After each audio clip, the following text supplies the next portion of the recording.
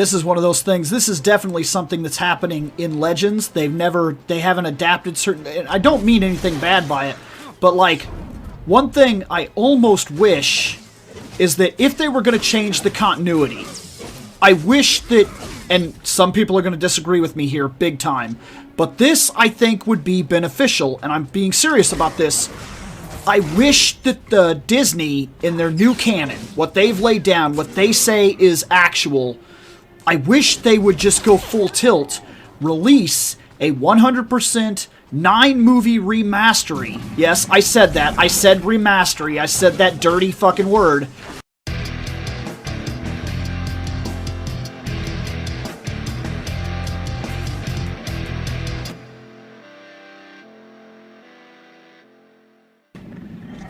And what I want them to do is I want them to adjust all the continuity to how they believe that their continuity works. Like, one thing that was changed that was massive is the changing of the Kyber crystal.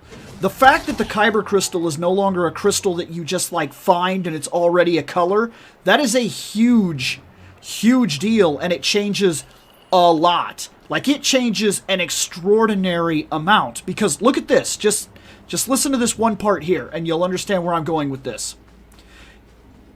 Hatred and darkness can corrupt a Kyber crystal, because Kyber crystals are living things now.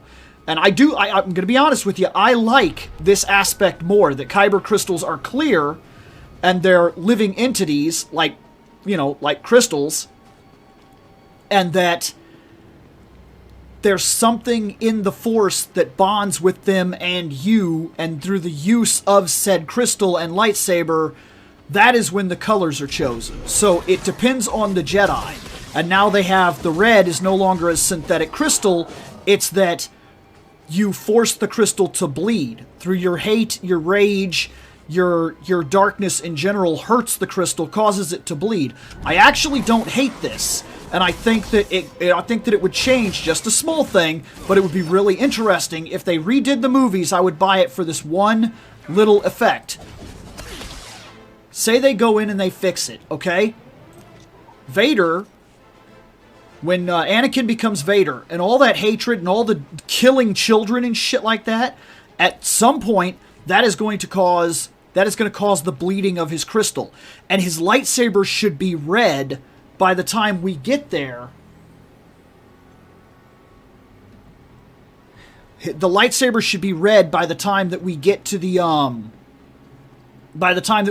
fight on Mustafar. Now, this is one of the reasons I think it would change certain aspects and really allow them to flesh out higher detail in the story that wasn't put down before. We would see his change more dramatically with the effect of that red lightsaber when he fights Obi-Wan. And it would also allow Obi-Wan to know that at this point, because there's like this area where he's like, only a Sith deals in absolutes, and this is over and there's no saving you. Well, you didn't even fucking try. Like, you didn't even try. That makes Obi-Wan look like a real piece of shit when he doesn't even attempt to save this basically what was almost a son to him. And I realize Jedi and attachment and blah blah blah, but that really makes him look bad, because even at his darkest moment, if you're looking at his eyes, they're not that blondish fucking yellow color all the time while they're fighting on Mustafar, which means Anakin is still in there. And it's a trait that Obi-Wan didn't bother to see, but maybe if he was focusing on that red lightsaber, we at least have a give that Obi-Wan is like, I see, so you've crossed this line, there's no going back. I would be okay with that idealism. And then we could expand the story even more and add even more dimension if we went on from that point and Obi-Wan takes the lightsaber at the end of the Mustafar fight. Well, we know, due to canon currently, that curing a crystal after it has bled turns the lightsabers white. Well, that would be really cool and unique for Luke, that by the time Luke got the lightsaber on Tatooine from Obi-Wan, maybe Obi-Wan had used it, maybe he had meditated, spent time, and cured that crystal through time with him, and Luke had a white lightsaber blade. that would differentiate him instantly and make him different than the rest of the Jedis that seem to have come before him, unless you count things like Ahsoka Tano or the old man, the dude, the really old guy with the walking cane. His lightsaber is also white. That would be neat. I think it would be unique.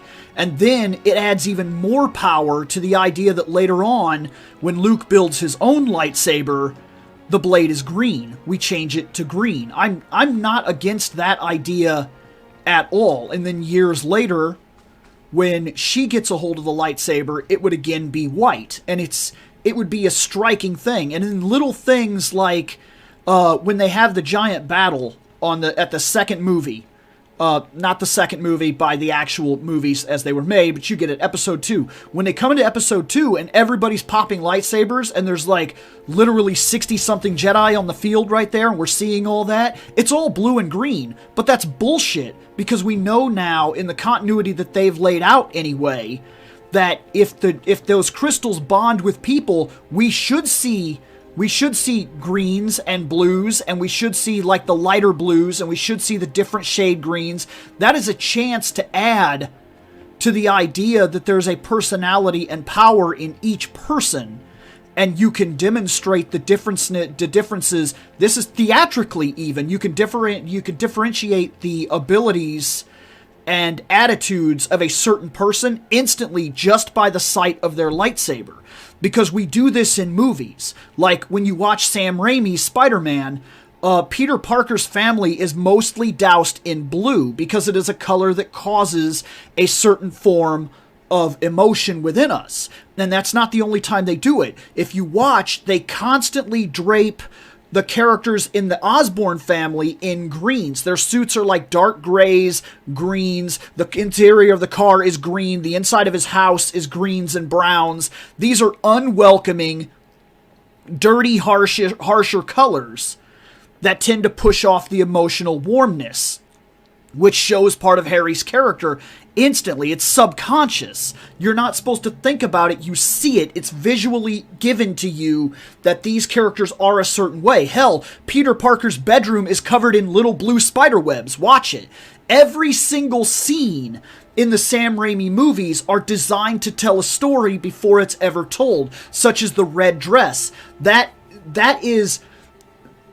Mary Jane adapts herself to fit the people that she's with because she doesn't believe that herself has worth. So if you're watching, her clothes change depending on the person she's with and the attitudes that they have. She dresses a certain way in high school for the man that she's with. Flash. Then later on, when she gets with Harry, once again, a person who doesn't see her, but a person that wants to make her the trophy girlfriend, he's all about impress my dad. So later on, she starts wearing black.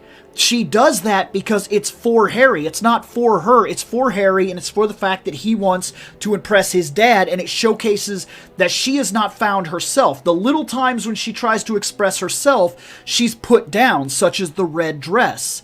And then later, by the end of the movie, one of the reasons she picks Peter Parker over Spider-Man and other characters of that is specifically because this idea that he sees her and what she wants to do and what she wants to be, and that's fine. She can be herself, and he's interested in that. He's not interested in the trophy factor or everything else that her dad has caused over the years. These are storyline tropes that are laid down in mythologies, and when you only have an hour and a half to tell a story, sometimes just a simple little thing like color can tell a story 7 times what some other factor may be able to tell said story. Like, you could tell me something for an hour, but sometimes you can visually show me instantly that an event has taken place, and we don't have to waste but like a minute on it. Remember Roger Rabbit? You knew that a Toon killed his brother, and you knew that something was wrong, and you knew his life was broken because it panned across his desk. 30 seconds of opposition right there given to you visually. We know that character. We feel like we've lived with him. Those are important things, and this little bitty detail, this Kyber crystals live with you, that allows for some excellent storytelling visually and instantly. Qui-Gon comes out with a deep, deep green saber. Well, that tells something about him. Where Obi-Wan has a blue saber, that says something physically about Obi-Wan, especially if it's a deep, dark blue. It means his connection to the Force, the living Force, is weak. But the physical Force in general that he has focused his training on is stronger. And pairing him with Obi-Wan, and pairing him with Qui-Gon shows us that they're looking into things like that to try to balance out the equation of people in general. Heavy blues travel with greens, and there's a reason for that. It offsets that one guy's strengths and one guy's weaknesses. That is visual storytelling at its finest that they're not doing. But a simple edit run through the movies could fix a lot of things and expand the universe in visual ways that nobody's even considering. And it can finally get some of these damn canon colors into the hands of Jedi instead of just having them be like, oh, by the way, there's orange. Fucking where? In Legends? Okay, so what? You're telling me in one of the deepest ages of Jedi lore, the fall of the Jedi, that not one single person carried a yellow lightsaber, not one single person. They were just kind of handed to people that were in the guard. That's ridiculous. And I get the idea that it's hard to let go of things that you like or you understand or you have already become attached to. It's hard. But remember, just like Star Trek, infinite diversity and infinite combinations, and this as well, you have to let go and unlearn what you have learned to appreciate what they're trying to push. That is a philosophy taught to us in Star Wars, is to not be overly attached, because things will change, and sometimes the perception of one thing may very well become the perception of another thing tomorrow. And you have to be willing to see where those things might go.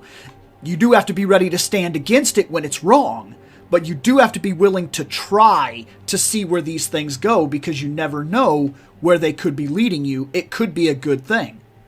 And I think visual storytelling wise, that Kyber crystal idea is a really good idea, and it instantly storytells and bonds and makes every Jedi unique, allowing us to change the spectrum of blue to light blue to dark blue to ice blue in just the Guardians alone.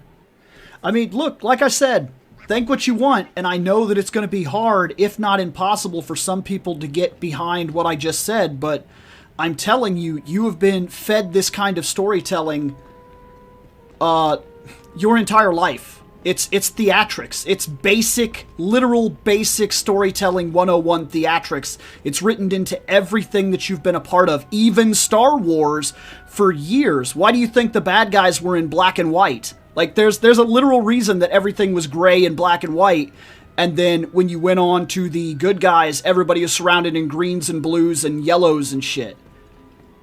There is a legitimate reason behind that. It's instant storytelling that gets the point across dramatically without ever having to say a single word.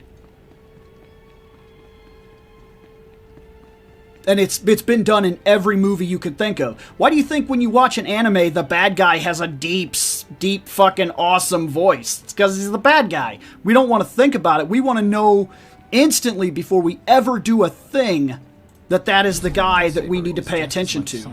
And yeah, it does. It's not always necessarily a good thing, because sometimes that gives away what you're doing with the story before you ever get any further. Like, we knew Scar was the bad lion. We fucking knew it. There wasn't a doubt in anybody's mind. Like, we turned on the Lion King and Scar was there, and we were like, that's the bad guy. You like him though, and you like Jafar, you like Scar, you like Jafar, you like the genie, you like these little storytelling tropes that are written into color and personality instantaneously before you ever even know the character. You already have a feel for what's going down. And that's visual storytelling. It's in everything that you've ever watched, pretty much ever. Right, like swords in Bleach or Keyblades in Kingdom Hearts. They instantly tell a story visually before you ever move on to actually writing the narrative. And so now I'm going to address this other part that says, but you said the films dictate the canon. Why should the films bend to what's written in a book? Okay, here's part of why. Because if you want these things in the books to be taken seriously, if you want them to be the primary canon, then you have to show them physically on screen to the mass audience and the era that makes its home. Canon is always developed where a property starts or is most prominent. Star Trek's canon is on the screen, not in books. And sadly, this is true for Star Wars as well. It doesn't demean the fact that there is Star Wars things outside of the basic, everyday, shown on screen canon. That's fine, but you have to be open and you have to understand the fact that once it's shown on screen, sadly, that's going to dictate the final say. I've dealt with this in Star Trek for a very long time because every single series contradicts the next series. Every single series, without fail. Spock says in the original series that phasers were not available to anybody. It was not a technology that existed until the 23rd century, basically a couple years before the Constitution classes went out to space. But then when they turn right around during Enterprise and we hand them phase pistols in the NX-01. That's a phaser. That shouldn't be a thing. And we're also told that the Romulan War was fought before visual communications were a thing. They were fought without ever having seen what a Romulan looked like. There was no screen-to-screen communication. But in Enterprise, we see screen-to-screen communication. So, I'm sorry, but then that changes the canon, and we have to rewrite and we have to rethink why something changed or why something is the way it is. Well, at least the reinforcement of it on screen to show these crystals, because look, we do get to see the crystals on screen in one point. In one point in Star Wars history, it's in the Clone Saga, the Clone Wars show, the 3D one, which is considered to be canon. But look, when they find these crystals, they get a feeling. They see a glimmer. They walk to a crystal, and even if it's a wall made of ice, they touch it, the wall breaks, a crystal falls into their hands, it gleams a bright white, and then we start seeing the color. We see the green, we see the blue. So that means that this idea is not exactly untouchable. Maybe it's the very finding of the crystal that gives the color at that moment.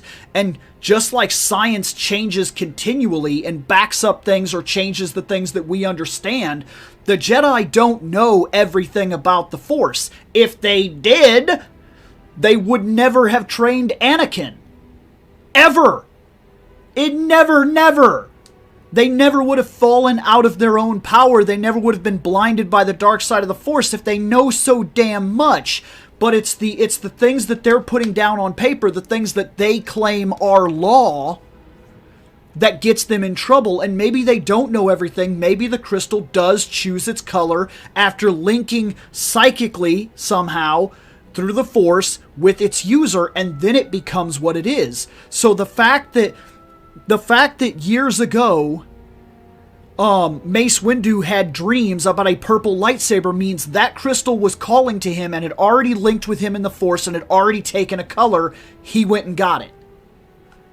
I mean, it's not an untouchable scenario that this one little change adds so much visual storytelling to the entirety of Star Wars, while at the same time, it doesn't actually hurt the canon at all. It's a color. Wouldn't you like to know why Obi-Wan never got a green lightsaber? Ever? Well, yeah, he was a Guardian, but by his older life, when he was training Anakin and he had calmed way down and he was not nearly the level of proficiency in lightsaber combat that even Anakin was blue. But by that time, through perseverance, learning, and hard work, he had become much more like his prior master, Qui-Gon, and began to feel the Force and follow the Force. But we could also tell a bit of a storytelling and move his lightsaber from dark blue into kind of like an ice blue or a cyan blue. Why? Because he's not connected with the Force completely. He did still buy into the political dogma that was corrupting and killing killing the Jedi of their era. Think about it. He thinks it's a big fucking honor to be a part of the Jedi Council. Not that it isn't, but it's not. It doesn't matter. In the grand scheme of the Force, like Qui-Gon tried to tell him, the Council inevitably has its place, but means nothing through the will of the Force. And if the will of the Force demands that a thing take place, or that a certain transprogression of things happen, then that's the way it is. Period. And nobody can fight against that. Literally nobody, such as Vader later tells us, the ability to destroy a planet is insignificant next to the power of the Force, and should the Force will that weapon not be a thing, some little farm boy is going to fly by and make an impossible bolt dart that shoots directly into a exhaust port, which, by the way, exhaust ports do not suck turbos. They don't suck torpedoes into the reactors. They push them the fuck out. So that's literally the Force acting against something that it doesn't want. It's practically fate. One way or another, that weapon was not going to exist. They've tried to build it 3 fucking times, and all 3 times, some insignificant nobody, through the will of the Force, has taken that weapon out. All 3 times! That weapon should not exist. The Force will not allow it. But it's through the connection of the Force that we see those things. So a simple storytelling that fixes all of that is just simply to adjust the dimension of blue in his lightsaber to a bit of a lighter blue, moving into the green spectrum. But he's not there yet because he's still tied into the politics of being... The Jedi should have never... The Jedi, their very code means that politics should not have been in play in the Jedi Order. And then going further than that, Luke builds a new Jedi Order, bases it on the crap of the original Jedi. This is in the new canon, the way they're playing it out right now. Sadly, that's the character we're with. I would have preferred the other one. This is true. But that's not the Luke that we have. So the Luke that we have made the same mistake as the original Jedi. He allied himself with the New Republic and became a political arm, which is not what the Jedi are supposed to be. It's not what the Force wants. So, sadly, through the will of the Force, this time in a very negative way, his entire order was destroyed. Because the Jedi have no place in politics. Period. Now, what are we doing here? Like in some anime where they don't show something that happened in the manga and it makes sense? Yeah, exactly. Exactly. No, that's 100% right. That's exactly like in Rangers, where Rangers change personality or get stronger, and then their abilities all of a sudden shift. They get new armors and upgrades and changes through the adaptation of their person in general. It's visual storytelling. I did walk right by it. Blast those council meetings. I'd die of old age before my colleagues ran out of things to say. Have you always felt this way about your fellow masters? Don't misunderstand. They're good people. I just prefer to get things done. This situation has come to you fast. See, now that attitude, he should have a dark blue lightsaber. He's not about talking and doing things. He's more to action, more direct, more physical. He seeks out injustice in his personality. That's storytelling. When he pops a lightsaber, it should be blue because it matches the personality. That's storytelling at its finest. It's conveyance of character without having to ask any questions. You see it. As Qui-Gon says, nothing happens by accident. Nothing. It's all a factor of the living force. It drives all decisions. Whether you like it or not, fate is a thing. That's basically what it's doing. And now, like some putz, I'm gonna go ahead and ask the living force, because I'm so old. That must be my folly somewhere. It's like I'm a really old Padawan. You think the Force is...